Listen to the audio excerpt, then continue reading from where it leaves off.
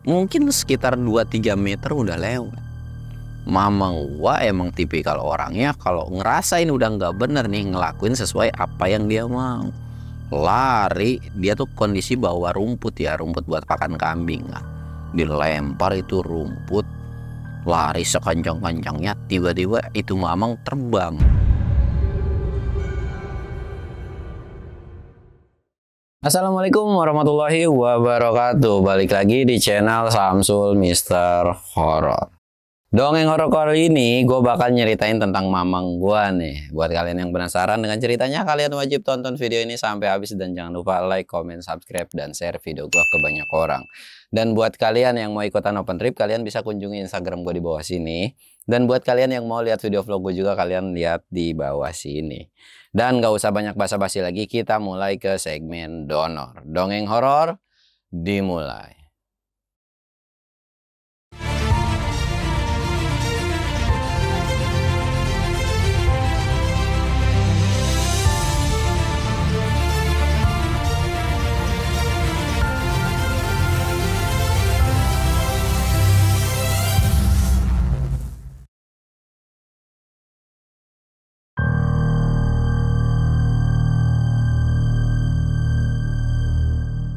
Oke cuy, sebelum masuk ke ceritanya, kita ritual kayak biasa. Kita sebat, jangan lupa ngopi. Dan berita terbaru kali ini, minus di Dieng itu nyampe -2 atau 3 derajatan. Dan ya udah mulai memasuki Agustus, kalian pokoknya wajib hati-hati banget naik gunung, jangan sampai terkena hipotermia. Karena kalau udah cuaca kayak gini itu rentan banget yang namanya hipotermia. Dan hipotermia itu bukan, ya faktornya suhu turun tubuh, suhu dalam tubuh itu kan menurun. Dan bukan karena faktor safety doang dalam perlengkapan, tapi jangan sekali-sekali telat makan. Jadi ketika kalian berpendakian, kalian bawa cemilan, makanin terus. Karena untuk mengisi energi-energi kalian yang sudah terbuang. Dan itu salah satu yang menurut gua lumayan cukup worth it sih. Karena banyak faktornya lah untuk kena hipo tuh, bukan karena perlengkapan doang yang gak safety gitu kan, banyak faktor lainnya juga. Dan oke, bakal kita ceritain tentang si mamang gua ini nih. Kalian pasti pernah dengar kalau orang dulu itu bilang jangan pernah main sore, nanti diculik setan. Jangan, kalau ada orang asing jangan pernah minta, jangan pernah ngobrol atau dikasih apapun harus nolak. Dan bahkan ada yang namanya sempet masanya itu kayak kalau ada mobil jeep itu berarti penculik gitu kan. Intinya ngasih tahu kalau ada sore-sore ada orang gitu nggak dikenal, jangan melakukan hal yang kayak gitu ya. Walaupun sekarang tuh masih ada lah orang-orang tua zaman sekarang tuh juga masih bilangin jangan main sore dan sebagainya gitu kan. Ya sebenarnya itu bagus juga. Nah, kejadian pada saat itu di mana kampung mamang gua ini sebenarnya nggak pernah kejadian satu hal yang seperti itu, atau nggak pernah yang namanya orang hilang atau anak hilang diculik sama orang lain. Tapi ngedenger rumornya itu adalah di kampung orang lah, tapi belum ada kejadian di kampung dia atau di kampung beda RT gitu, nggak pernah ada. Ada satu momen ketika mamang gua itu baru balik namanya dari kebun. Nah, orang saklek ini kan memang dia tuh bisa dibilang kayak gua, tapi dia lebih benar gitu, sholatnya rajin dan sebagainya. Cuman bandelnya tuh nggak ketulungan ya, bandelnya tuh kayak gitu, suka-suka dia lah. Kalau dia ngerasa pengen ya pengen gitu, enggak gitu. Dia tuh kalau pulang kebun tuh biasanya kan sekitar jam 3 jam 2. Nah, dia tuh suka ngaret sampai jam 4 atau mau mendekati maghrib, yang sering digerendeng sama emaknya sendiri gitu kan. Wah, apa sih pulang kebun, ada apaan sih di kebun gitu, betah banget di kebun gitu kan. Nah, kondisi pada saat itu mamang ini pulang sekitaran jam 5 lewat. Pulang sebetulnya udah mau memasuki perkampungan, dan di situ pun area tempat bermainnya kadang-kadang ada bocil-bocil yang suka ngejar layangan atau gimana itu ada kan. Dari kejauhan mamang ini udah ngeliat nih ada satu anak kecil lagi ngobrol sama seseorang. Anaknya ini kita sebut aja anaknya Udin gitu kan. Menurut sepengetahuan mamang, nggak tahu nih siapa nih. Dibilang saudaranya juga gua kagak kenal, ya mungkin emang nggak kenal gitu kan. Tapi dilihat dari gelagatnya kayak aneh.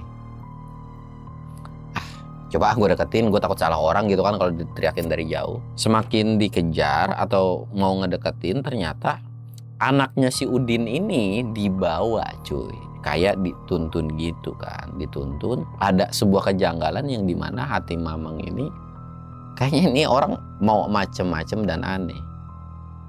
Ditanya lah, udah mendekatin, bang gitu kan, itu mau dibawa kemana?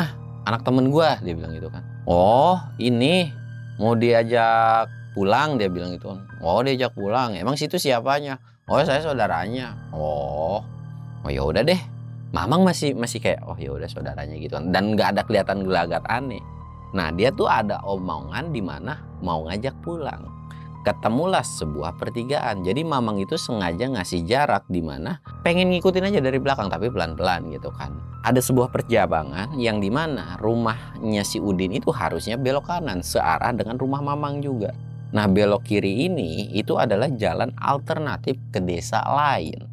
Belok kiri mungkin sekitar 2-3 meter udah lewat. Mamang gua emang tipikal orangnya kalau ngerasain udah nggak bener nih ngelakuin sesuai apa yang dia mau, lari. Dia tuh kondisi bawa rumput ya, rumput buat pakan kambing. Dilempar itu rumput, lari sekencang-kencangnya. Tiba-tiba itu Mamang terbang, bukan terbang kayak Superman, tapi emang lari terus loncat terbang. Lu tahu nggak terbang yang ngapain? Nendang itu manusia. Ya kalau orang bener mah nih ya, kan dia lagi nuntun anak kecil, dan otomatis kalau ditendang itu orang jatuh, ini anak orang juga kalau lagi dipegangnya kenceng ya kebanting juga kan. Itu ya si bocil ini juga ikutan jatuh dong, dan si orang ini kayak apa-apaan lu main tendang-tendang gua aja gitu kan. Mamang itu nggak banyak ngomong, dan pas dilihat ke muka si anaknya si Udin ini, tatapan matanya itu kosong. Bahkan ketika udah jatuh itu cuek atau mukanya tuh datar, nggak kayak wah gimana gitu kan, atau ketakutan atau gimana, tapi bener-bener datar. Mamang udah ngeliat gelagatnya aneh kan. Wah lu kagak bener lu mau ngapain anak temen gua, lu mau bawa kemana nih bocah? Bukan urusan lu, orang gue saudaranya kok, orang gue mau bawa pulang. Di mana nih rumahnya bocah? Dia bilang gitu kan. Di sono, di sana, di sono. Emang lu kagak tahu apa ini jalan kemana? Emang kemana? Dia bilang gitu kan. Kayak berkelit lah gitu kan. Udah, kagak usah. Intinya lu nganterin, biar gue sendiri yang nganterin ke rumahnya. Pergi lu sono. Itu orang mulai kepancing, berantem lah mereka berdua, pak pikpuk. Ya berantemnya benar-benar tangan baku antem gitu cuy, nggak yang keroyokan, nggak yang main senjata gitu kan, tonjok-tonjokan tuh. Mamang gue sempet kena matanya, tuh anjir geblek, puyeng juga iya kena mata, kata Mamang tuh kan.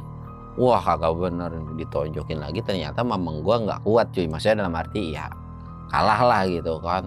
Mulai kayak kesakitan nih, sakit juga ya, wah gak bener nih, kabur kali ya, tapi kabur gue harus bawa bocil nih, gimana caranya ya? Dia ngeliat kiri kanan, ada balokan kan, ya kalau udah kalah begitu cuy, nyari senjata kan, dilemparin sebenarnya nih balok tuh dilemparin, dia ngehindar. Mamang gue tuh langsung nyengkeweng itu kayak apa ya? Ngerangkul itu anak dan dibawa lari sekencang-kencang yang bahkan sampai teriak culik gitu kan. Gue yang ngedenger cerita itu cuy bener-bener ngekek, gue ngedenger aja karena lucu gitu kan. Nah dalam Mamang gue teriak cerita culik itu mungkin ada beberapa warga yang ngedengar. Ternyata warga yang ngedenger ini itu lagi nyariin nih bocah, termasuk ada orang tuanya si Udin juga. Otomatis disamperin kan tuh sama warga. Apaan sih? Nih anak lu, dia bilang mau diculik kayak dia bilang gitu.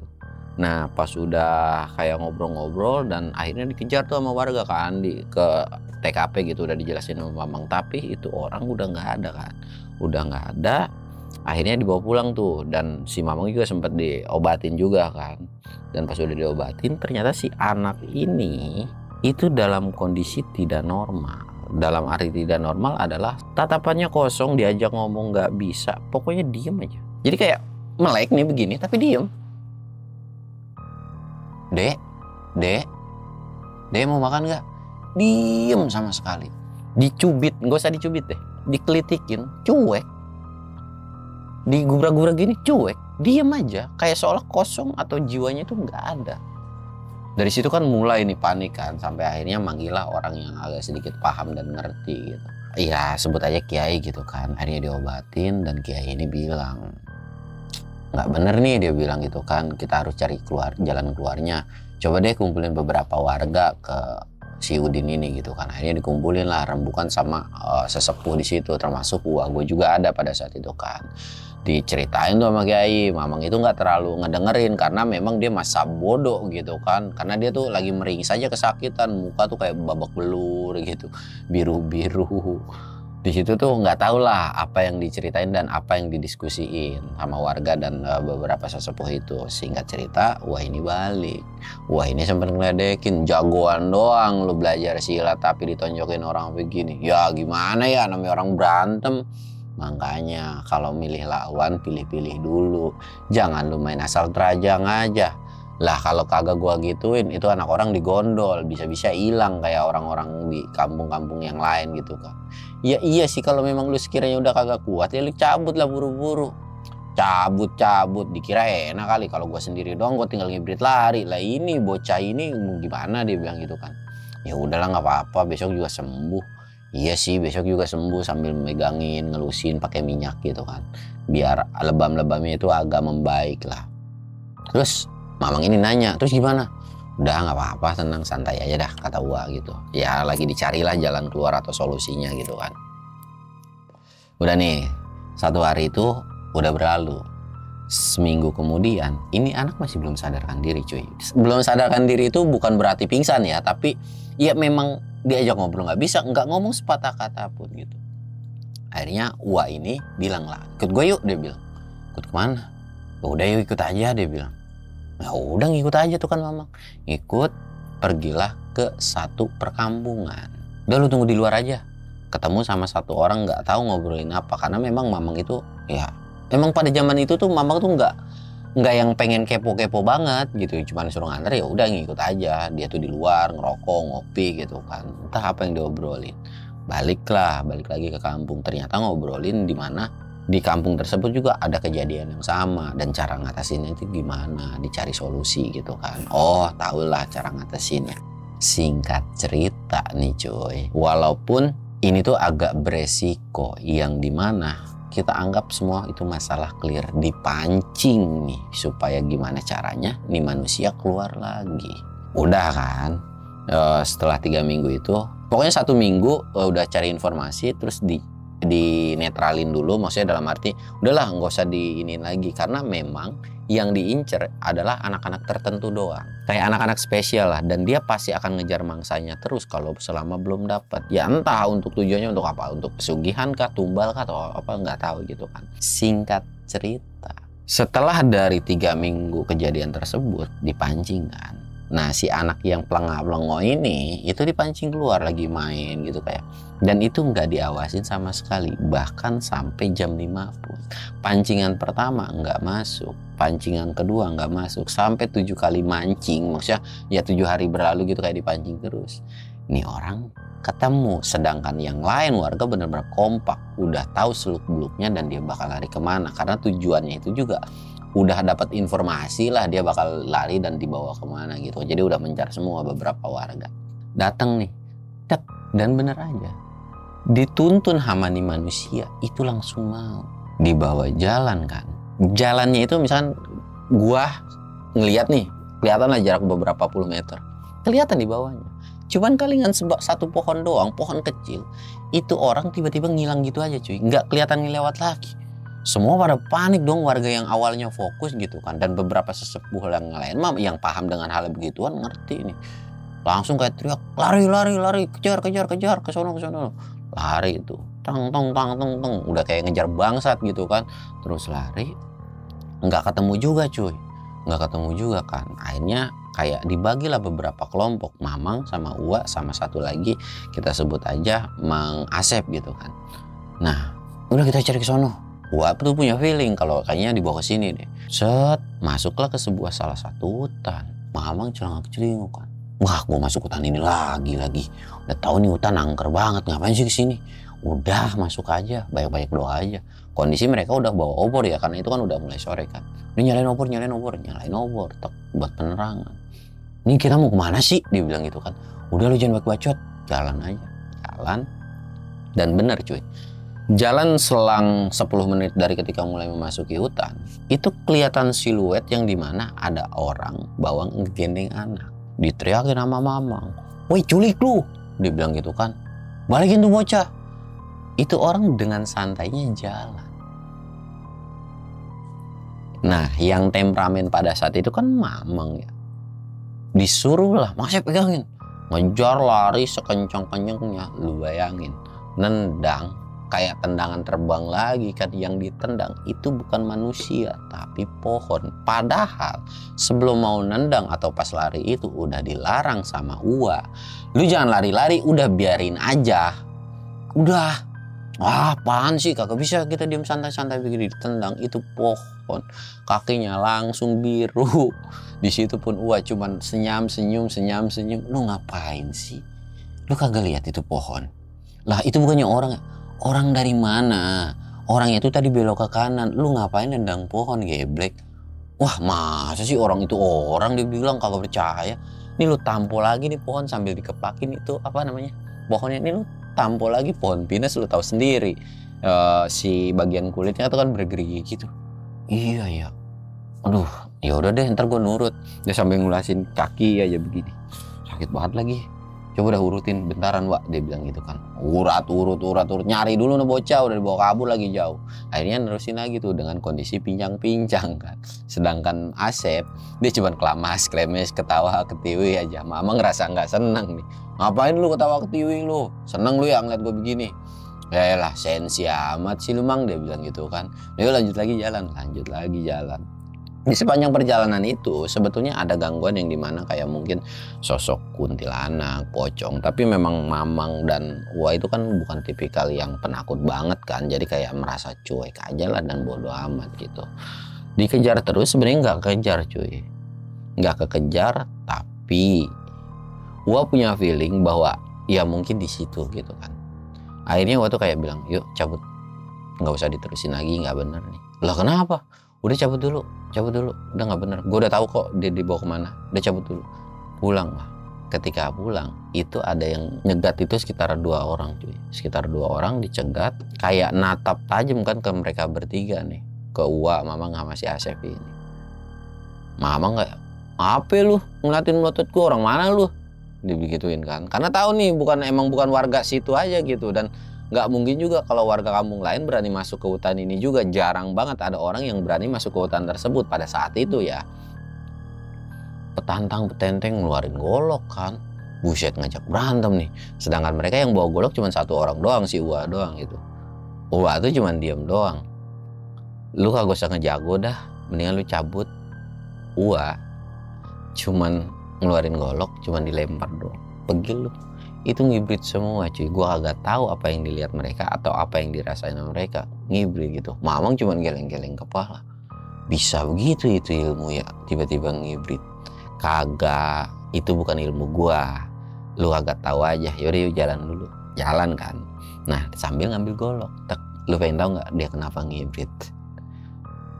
Ditunjukin ke salah satu titik yang dimana ada sosok yang entah perwujudannya kayak apa, tapi serem cuy. Dan yang paling seremnya, selain wujudnya yang gede, tapi itu sosok juga bawa golok tapi gede banget gitu kan. Noh lu lihat. Astagfirullahaladzim, sekali sabet hilang tuh badan gua. "Itu apa anda?" katanya gitu kan. Ya udah yuk jalan aja, nggak apa-apa, dia nggak bakal gangguin kita kok. Dia ngerasa nggak seneng aja hutannya diganggu gitu. Apalagi ada orang petantang. Udah yuk jalan. "Lu udah kenal?" dia bilang gitu kan, Wak. Ya nggak tahu juga sih, ya gue feelingnya dia baik aja gitu kan. Akhirnya pulang lagi dan keluar dari hutan tersebut gitu kan. Dan udah setelah keluar dari hutan tersebut, rembukanlah sama beberapa warga tentang apa yang udah kejadian. Ternyata warga lain yang ngejar berpisah pun, jadi ngejar tuh bukan kayak ngejar 1 orang cuy. Gua ngejarnya sama mamang gua kan, kelihatan wujudnya gitu. Nah sedangkan warga lain pun ngejar orang yang sama juga. Tapi orang lain yang ngejar jadi kayak orangnya tuh banyak gitu. Di situ pun akhirnya dirundingin dan Wah pun bisa menyimpulkan dan beberapa orang juga bisa menyimpulkan, wah kayaknya ini harus kayak gini nih, dan tempatnya juga tahu akan dibawa kemana. Dan kita harus mempersiapkan semuanya, nggak bisa yang asal sembrono, apalagi manusia-manusia yang ngulik ilmu-ilmu kayak gitu kan.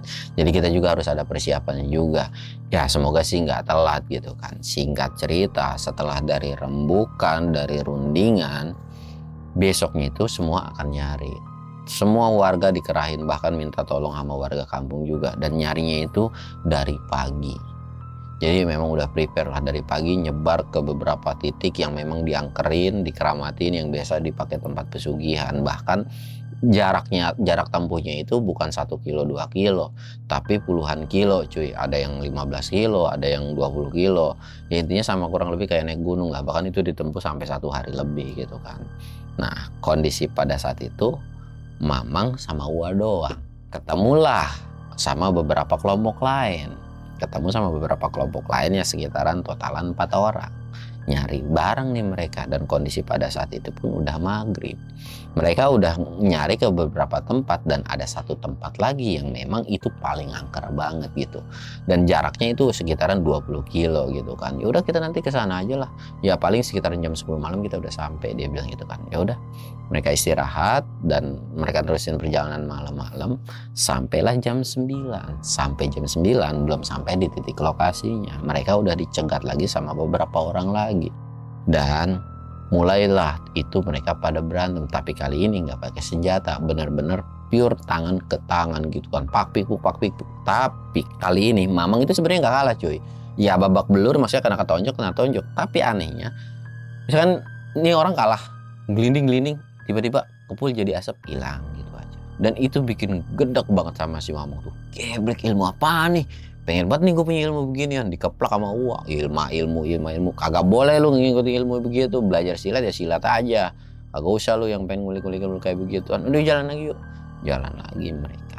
Mungkin jaraknya sekitar setengah kiloan lagi. Mereka ketemu sebuah pohon yang lumayan cukup besar, dan di situ pun ada yang ngejagain. Sosoknya itu benar-benar bikin gedek Mama.